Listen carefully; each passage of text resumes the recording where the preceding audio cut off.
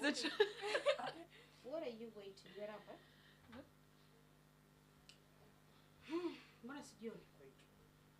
Mpaka jioni pale ndio nisekompea. Hakuna maswali magumu. Kama nataka maswali marahisi ni Niko hungry. How much? Nikuulize tu, what is your name? How old are you? Wow. Bas tumalize. Usiponiona mimi na promotion. Hi. Hello everyone. Welcome to Let's Voice Podcast, Sauti ya Vienna. This is where we dive into inspiring stories, bringing experts, and together we explore different topics with different guests that matters to you. But first of all, I'll be your host for today's session of getting to know wale waliokuwa wanafanya nini. Miezi miwili iliyopita tulikuwa na wageni wetu Mr. and Miss Mombasa contestant. They are not owners but organizer, CEO wao. Today tuko na wale baadhi ya wale walioshinda katika wale contestant. And as usual, I'll be your host for today's session, Aishuna Salim. But I remind you, social media platforms zetu ni @Let's Voice Podcast, Instagram, Twitter, kila mahali. Do not forget to share, to like, to subscribe. Ambia rafiki yako, mwambie rafiki yako kwamba Let's Voice Podcast, this is where you get what you want. And I have runners up. Lakini let me give them chance. That looks like Baba's kofia. Kofia ya Baba. But let me give a chance kila mtu ajiintroduce yeye ni nani na alishinda vipi. Na niambie title yako. Let's start with you. Yeah. My name is Francis Nyakoyongeri, a student pursuing tourism and travel management. I won Mr. Second Runners Up, Mr. Mombasa 2025, 2026 Edition. edition. Karibu sana Let's Voice Podcast. On my immediate right hand side, your name and your title. So my name is Majesta Obala and my title is Miss Popularity. That's Miss Mombasa, Miss Popularity 2025-2026. Thank you so much. Karibu. And Assalamu alaikum. My name is Fatma Rupia, first runners up, Miss and Miss Mombasa 2025-2026. Uko mwisho kabisa. Good afternoon. My name is Jerry Nyambura and I am the CEO of Mr. and Miss Mombasa. 2020 ngapi? Kwanza ianze. Kwanza ianze. Even I the am founder. the CEO. Yes. Okay, let's talk about the titles kwanza. How is it? How do you feel? Competition, it was tough, I understand. Take us through. How was it? First and foremost, I would like to congratulate the organizers of this event. They truly outdid themselves on Mr. and Mrs. Mombasa. My take is I just did my best. I did the best I could, but I managed to get Mr. Mombasa second runners up, and I'm truly grateful because some of the competitors never got any. Thank you. Okay. Take us through your experience through contesting until pale umefikia. Okay. Interesting. It's been a learning experience. I was here with you. I told you I am new in the industry, so this was actually my first runway. Yeah, and it's public speaking, whether it's our walks with the trainers, any kind of support we needed, they were always there to provide. So it was. I'm gearing up to go to the next one. Thank you so much. I take us through. Thank you. First and foremost, I want to thank our organizers. They did a very good job. And the competition, it was... They didn't joke, actually. They brought everything, their gear and everything. They were there actually to win. So it was a nice experience and it was good. I wish that we'll see each other more in next runways. Yeah. Thank you so much. On your side, sasa, take us through the whole thing. Kwa maneno machache tu, lakini take us through the whole thing. Having models, first runners up, experience yote, how was it? I know it was exhausting. But at the end of the, did you achieve your goals, your objectives? Were they met? Okay, so far, I feel like if I were to be asked one thing I'm super proud about myself with having achieved to do this event, because initially it was just an idea, and seeing how many people came to support us, like we had the support from friends, from family, from the models themselves. Like along the way I wanted to actually give up and just like tell everyone this event is not going to happen, I'm so sorry, just move on. But seeing the hope and the belief the models had in us as the organizers, that is one thing that pushed me to the end and made sure that this event wasn't just an event, it was a good event, and it was done in a fair and a transparent way. Yeah. Okay, thank you so much. What is one unforgettable memories ambayo za kusema kwamba kupitia hii yote siwezi sahau it? Okay, my experience is walking on the runway on top of the water. Mtembea wa maji. Ndio kusema hii ni Yesu. That was kind of to kill the fear and completed the runway. Yes. Okay. What about you? What was the most outstanding moment throughout the contesting the project? Oh my God, is there? I don't think that I can pick one particular moment.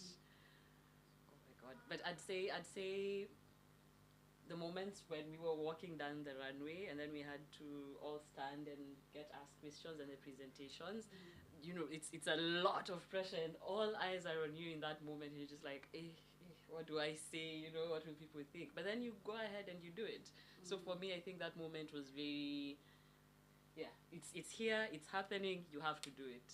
Yeah, that's a moment I can look back on. Yeah. What about you? What was the most outstanding moment throughout the journey? I would say in voting part. Actually, when it reaches midnight, it was the time that I was gathering up my people to actually vote. Ulikuwa wapi kuanzia mwanzo? Yeah. Ulikuwa wapi? Ulikuwa wapi na watu wako? Sisi tulikuwa, but sisi ni wale usiku ile. We see like kuna wale ikifika like usiku wame give up, wameenda lala.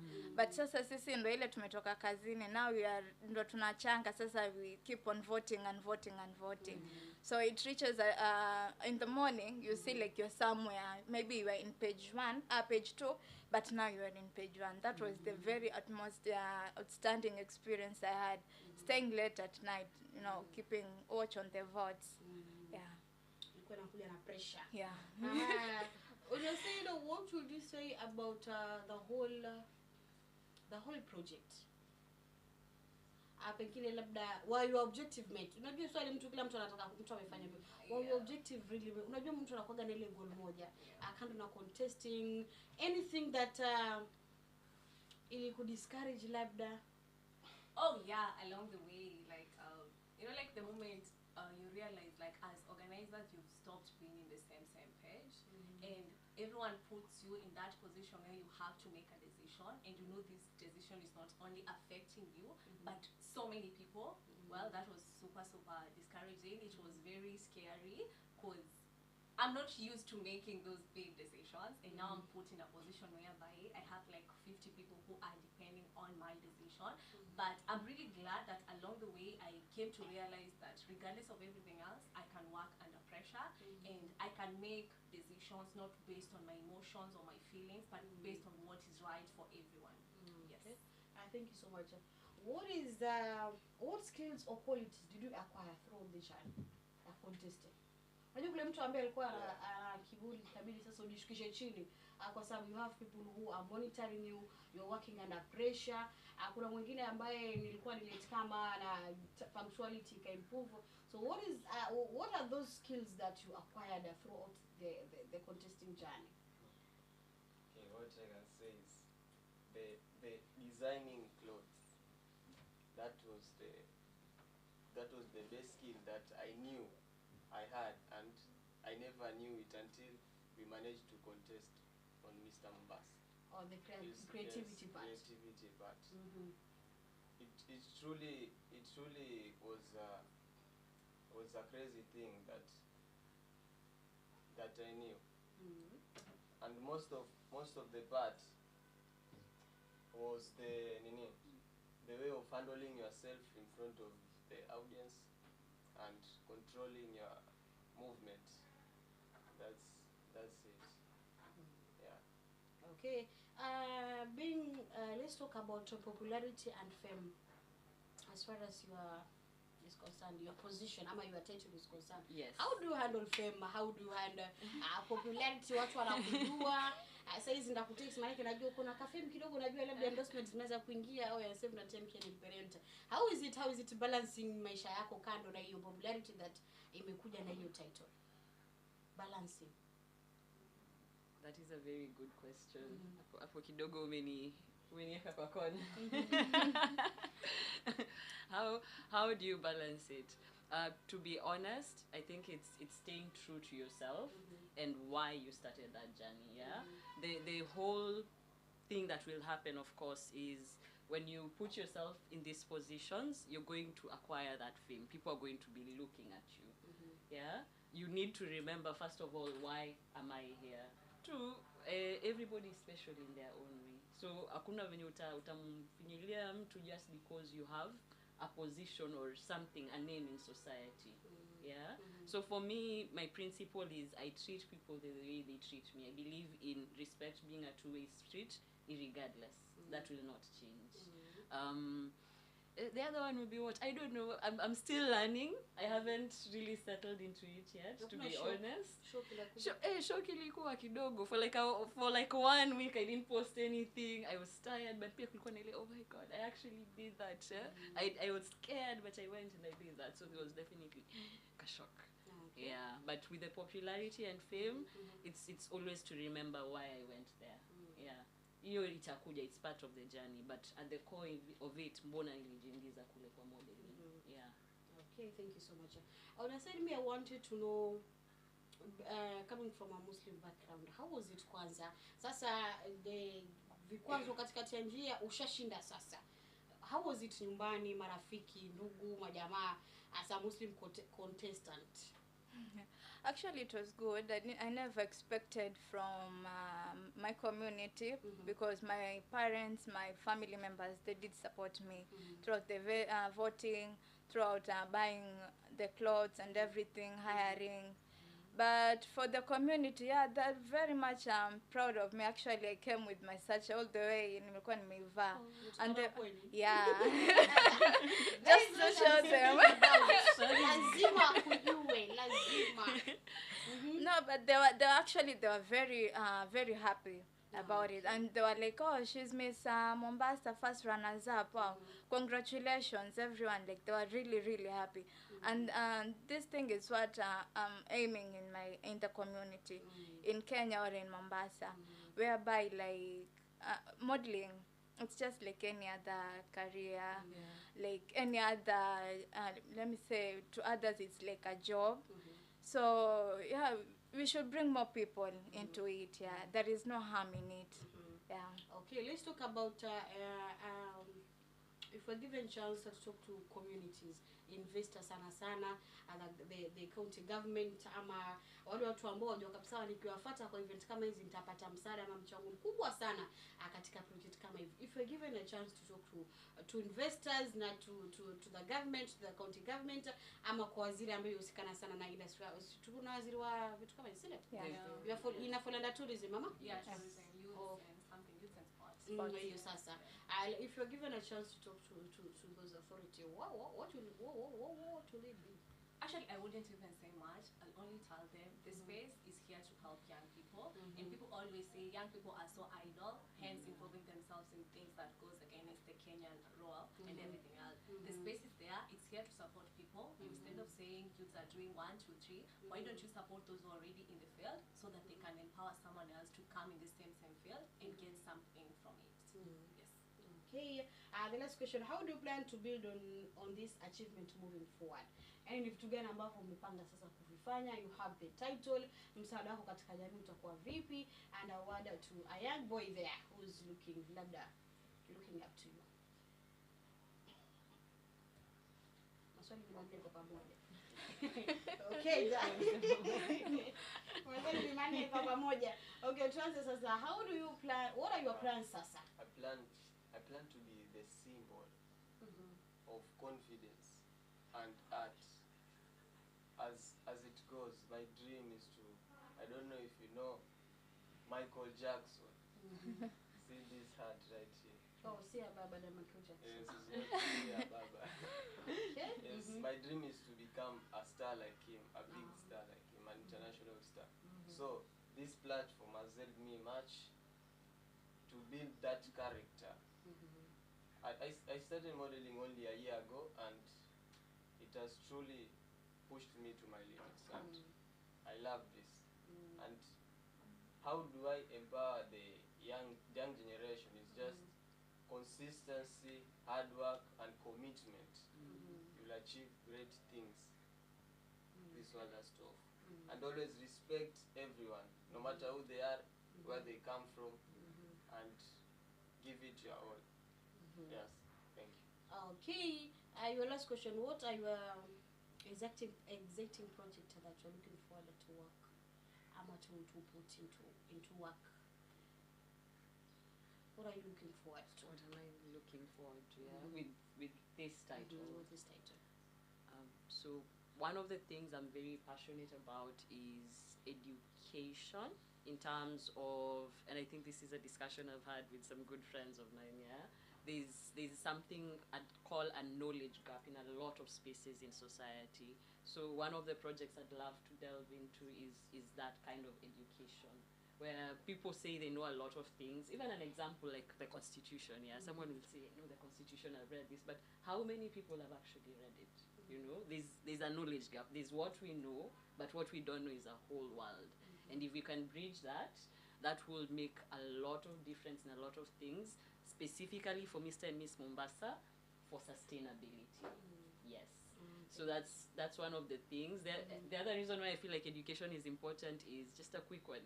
I met some young children the other day, wakicheza kalongolongo, and the dreams of this little girl is to be a wife and to cook for the children. And I'm not saying that is wrong, yes, but I think we also, us coming here, teaches these girls there's something different to dream about.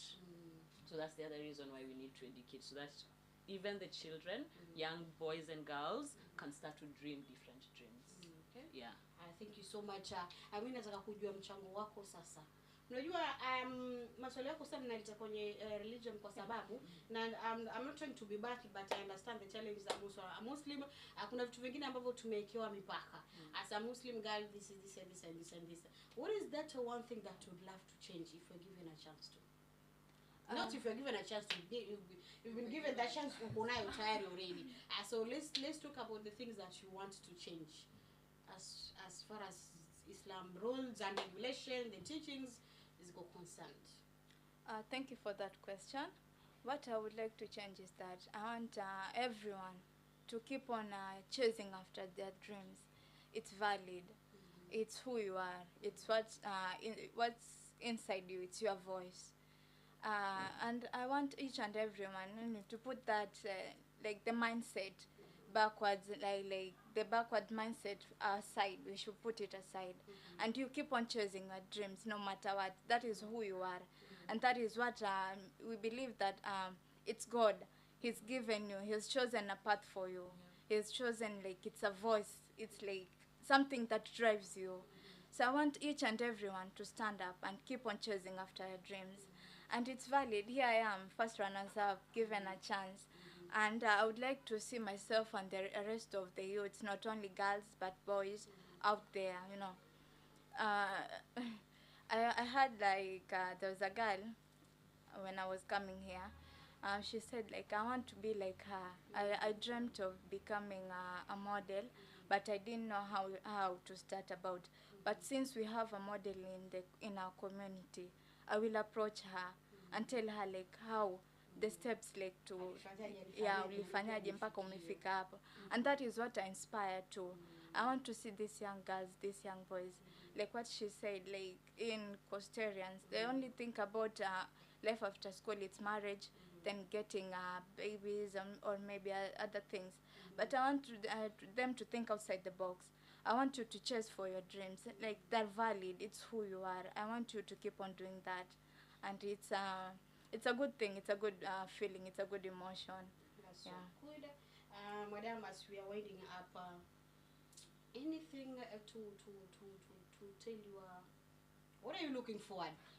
Hiyo sasa, contest imeisha, project imeisha, is there following up ama unafanya nini, ama ndo mshamalizana, alishinda ameshinda, alianguka ameanguka, so we're done until next time? Oh, actually, no. There's something I always mention to the models during their boot camp. I don't want Mr. and Miss Mombasa to be just like any other event where you just like finish up, you won, okay, bye bye, see you on the next runway and everything else. I want us to be more of a family, and that's what I've been trying to do since the event ended. Like, for example, the queen who just won Mr. and Miss Mombasa, as we speak currently, she's on another contest. Oh, okay. Yes, she is already in another contest, and I want all the models to go behind her, support her. When she wins, as much as it's her own win, everyone else will be proud of her. Everyone who won or everyone who didn't even win, if they come to us, they need support, we'll always show up. To the people who won, I'm looking forward to see your projects, working forward and creating an impact. Make sure after your reign, you're gonna look back and say, this is the impact I left, this is my legacy, and I'm looking forward to take the mantle. Yes. Okay. Thank you so much. I think mpaka hapo sasa tumemalizana na session ya leo. Kila aliyoshinda, congratulations. It's a good thing. We've been with you here, people. Kwanzia mkianza the first mkicontest, aliyeshinda kama aliyeshinda, congratulations, aliyeshindwa pia congratulations. It's not easy, it's a tough journey pia mtu kila mtu.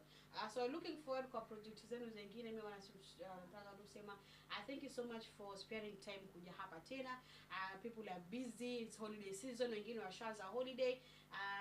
As usual, I've been your host Nasalim. Until next time, bye bye.